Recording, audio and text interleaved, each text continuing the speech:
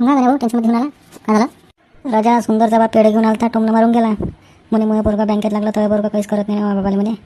आता बँकेत लागलं तर काय करते आपल्याला माहीत आहे ना.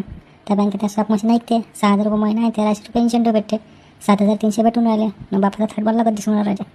आपलं नशीबच आपल्याला साथ नाही देऊन राहिलं. काय करतो? येता पेढे देता घरी जातं. उलटं तिलटं कायले बोलायला पाहिजे होतं. माझ्या बापाला काय वाटलं असं ते ऐकून. काय करतो का नाही मग? पुरी दुनियात तसे आहे.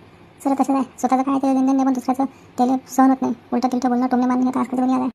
आपलं फक्त काय करते असं घेणं नाही, पण दुसऱ्याचं काय करते काय नाही याची जास्त लक्ष आहे. आपलं ठेवा झाकून दुसऱ्याचं वाकून असे कधी असं लोकांची आजकाल. बहीण राजा सरळ लिहिलाय करून दिवस काढणं चालू आहे. आपण प्रयत्न करतो, आपल्याला कोणतं यश येऊन नाही राहिलं तर आपण म्हणतो आपल्या किस्मतला नाही आहे किंवा आपल्या नशिबात नाही आहे असं म्हणून दिवस काढणं चालू आहे. स्वतःला समजावून राहिलो, फक्त दुसरं काय कधीच नाही होऊन राहिलं. आपल्याला माहिती आहे आपल्या मागं काय टेन्शन आहे, पण काय करू राजा, काय करू काही समजून नाही राहिलं. किती काय करणार आहे मी, किती दुःख लपवणार आहे. हां, मी तर एवढा अभ्यास केला, रट केलं, पण नाही झालं तर काय करणार आहे. हे लिहिलं आहे आणि आपली योग्य वेळ यायची आहे आणि आपल्या नशिबात नाही. हे कोणी काय म्हणते असे शब्द वापरायचे नाही, पण अशा शब्दांनाच विश्वास आहे. या शब्दानेच आपण जीवन जगून राहिलो.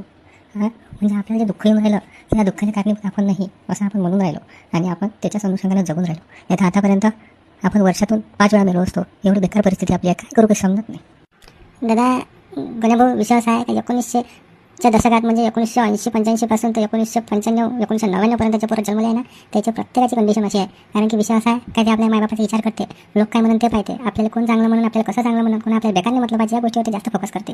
म्हणून त्याची कंडिशन अशी आहे. नाही तर आजकालची 2001 नंतर किंवा 2000 नंतर पैदा होणारे पुट्टे वाहिंदू त्याला ना मायबापाचं टेन्शन, ना कोणी काही बेकार म्हणून त्याचं टेन्शन, ना कोणी काही म्हणून त्याचं टेन्शन. तर त्याला विचारही नाही, त्याला काहीच नाही आहे. कसं आहे गणाभाऊ, टेन्शन त्याच्याच मागे राहते जो विचार करते, जो वैचारिक आहे त्याच्याच मागे टेन्शन येतं. आजकालच्या 2000 नंतर जन्मला उडान टाकू पोट्टे ना कोणतं टेन्शन आहे, ना राहिलं कोणतं लोड आहे, काही घेणं नाही राहिलं जीवनाचं.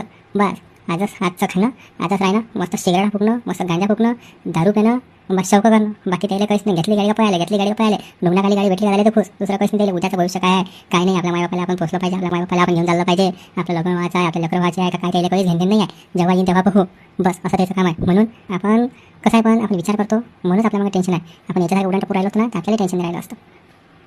पण काय करतो राजा, आता नाही झालं तर नशीबच खराब आहे आपलं. प्रयत्न केला, प्रयत्नाला यश नाही आलं तर आपण कसं आहे, आपण कोणाला असं वाटतं कुठे अशी आहे, पण अंदरून आपलं कुठं काय दुखून राहिलं ते फक्त आपल्यालाच माहीत आहे.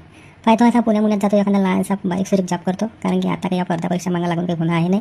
आपल्याला कोणती नोकरी लागणार, मायबापाला असे टोमणेच खाणार, याचे त्याचे टोमणे खाल्ल्यापेक्षा मला मन दुखते, मला बेकार वाटतं. काय करता त्याला माहिती आहे का मला किती बेकार वाटते म्हणून, ते मला काही म्हणून नाही राहिले. त्याला पण माझा विश्वास आहे. तर असं करतो, पुण्यात जातो, नाही ते नागपुरात जातो, कुठेही जातो, एखादं कोणतं हलकं उलकं काम करतो, पण त्याला मायबाप समाधान राहिले पाहिजे एवढं पाहतो. आता येतो म्हणण्या पाय तू नाही तर जमून तर तू पाय काय येतो गण्या भाऊ. तू जाशील तर मी काय करू, मग मी चालतो त्या समोर आपल्या घरचे ते दोघं नाही त्याला घेऊन जा, त्याची कंडिशन आपल्यासारखी आहे. चाल भाऊ, करूया एखादं काही.